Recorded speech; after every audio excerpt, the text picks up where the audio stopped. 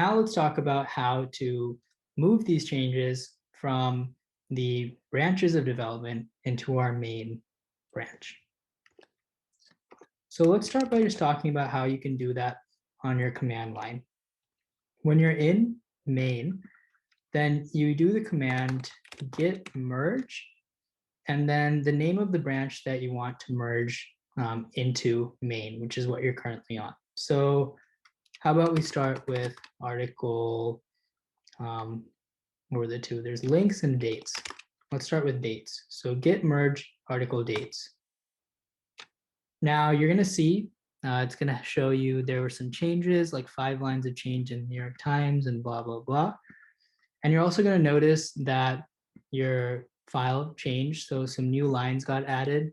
And now this date code that we wrote is actually in our main branch. So I'm gonna run python app.py. I'm gonna preview this, and the dates are showing up.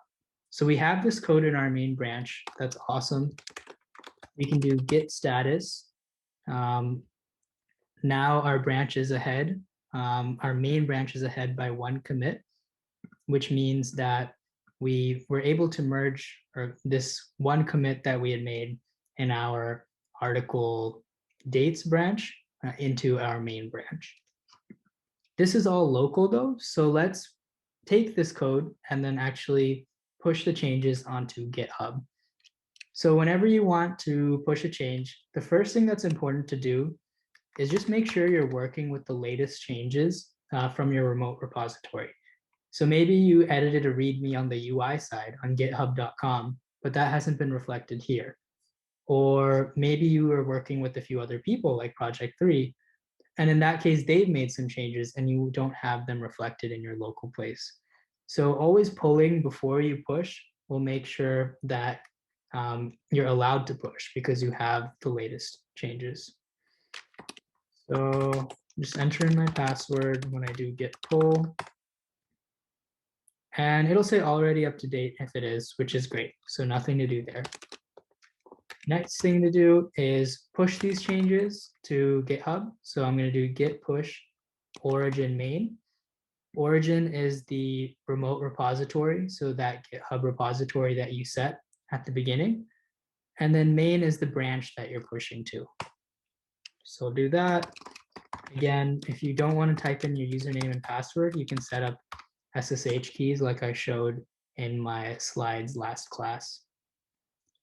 So it's successfully pushed. I can open up this remote repository and just refresh this. Okay, and we have this commit, the latest one, added publishing date to article.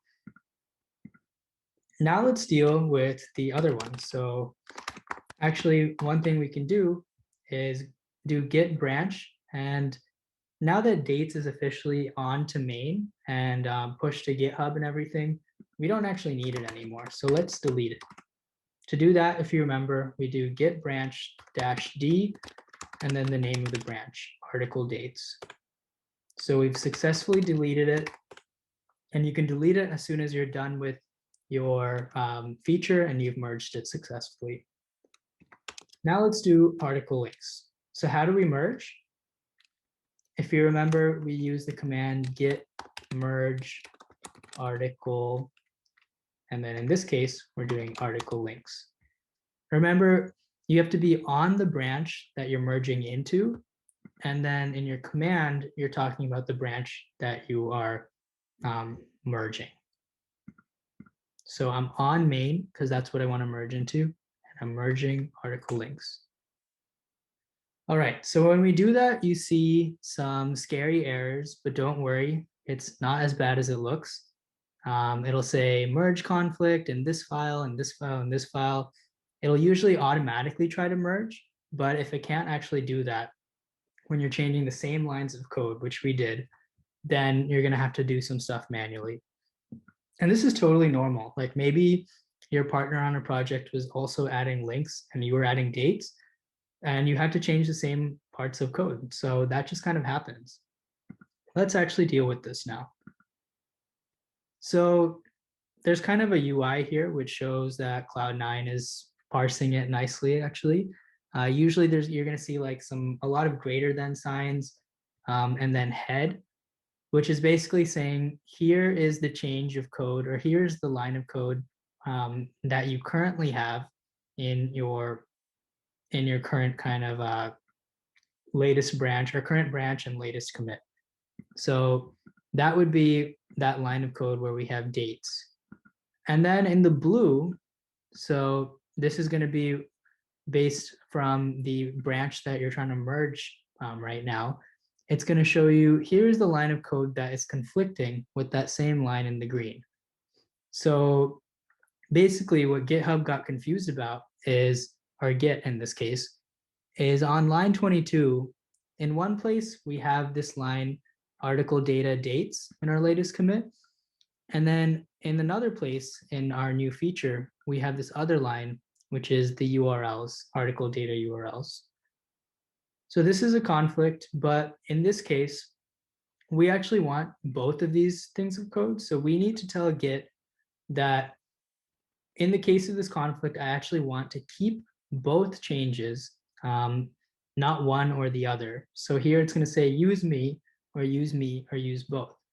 So for my case, I want to actually use both. So I could click use both.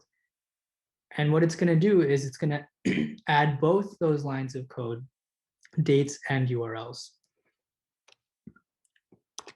So I've made that change, and that should have taken care of one file. But now let's look at the others. So it said there's also one in NYT. So let's open up NYT.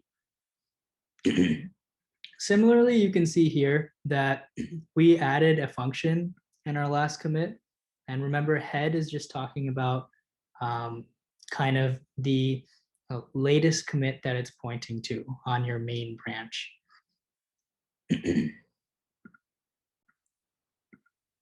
So here, the UI is kind of not hiding this like less than sign and head. So this is kind of what we were talking about before, and this equal sign, and then the greater than sign. So this is how it's splitting up the current changes and then the incoming changes when you're merging. All you have to do is just manually get rid of this if you don't want to use the buttons, and here it looks like it's just being buggy. So in my case here, again, you have to think about like which lines of code do you want to keep and which ones you want to get rid of when you have a conflict. In this conflict, I actually want to keep both. So I have my dates, I also have my URLs, and both are really functions that I will need in this file in order to have both features implemented. Now, you can get rid of these lines, but you're going to see that there is kind of a repeat here. So the first part of that, the headlines and snippets, is repeated in both the main branch as well as the incoming branch. Since that's the case, we can get rid of one of those and we only want the other. So I'm going to delete this top here, and I'm going to have def get URLs. So I'm going to keep that function here. That's what we wanted with article links. And then you're actually going to see that the dates one is missing. So let me undo. In the end, I want headlines, snippets, URLs, and then also dates. So you have to have a good understanding of what code you want to end up with and what it was looking like before in order to solve this one. So what I'm going to do is I'm going to take these two out here. So those were the repeats. I'm going to copy dates in here. So this is where it should have been. And then there's one more conflict here. In this case, you can just use the UI if you want and say use both. And it's going to make sure that you're passing both dates and URLs down into the return. So this is good. You save the file. And then finally, let's go to this last file. So in your head, you are adding the dates along with the headlines in parentheses. And then in your incoming change from article links, you're changing headlines and wrapping a tag around it. So we're talking about the same line of code here. We were doing two different things. And now we need to find a way to merge it.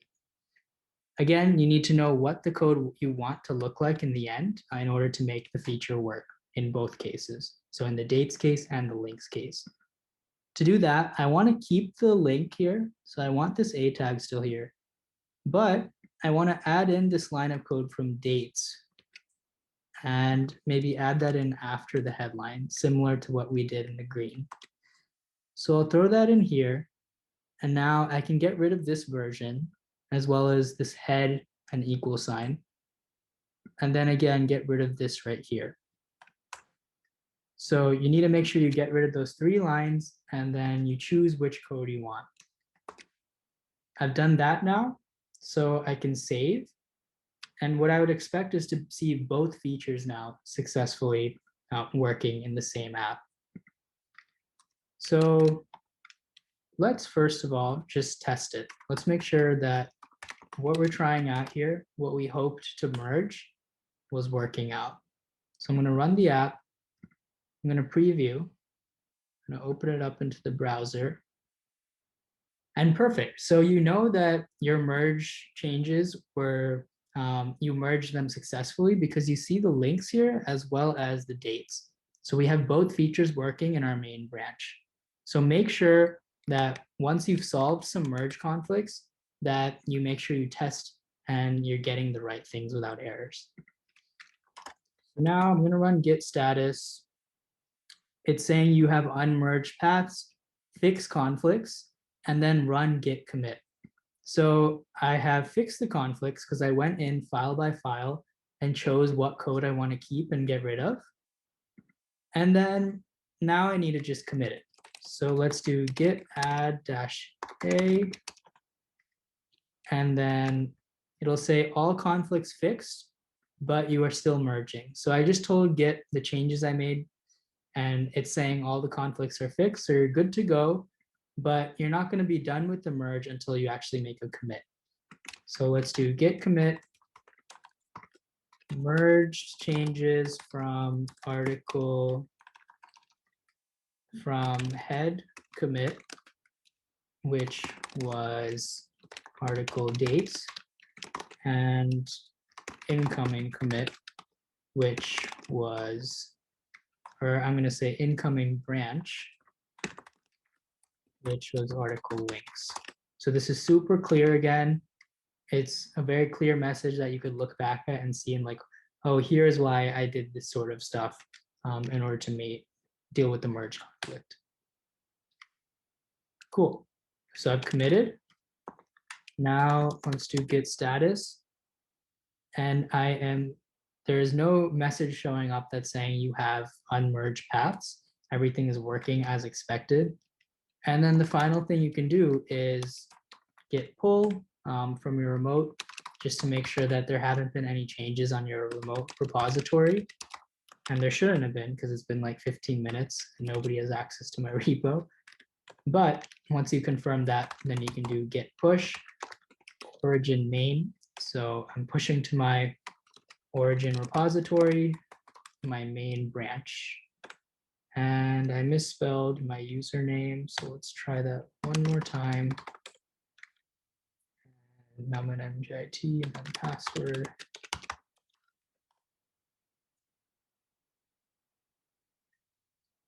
Okay, so successfully pushed. I'm going to open this up in GitHub. I'm going to check out my commits. And here, now you're going to see, here's the commit that I made initially for the date. Here is the commit that I made on my branch. So this was on my, my article links branch. And then I merged that branch into my main, which is why this shows up. And to confirm that merge, I have this final commit, which is saying merge changes, blah, blah, blah.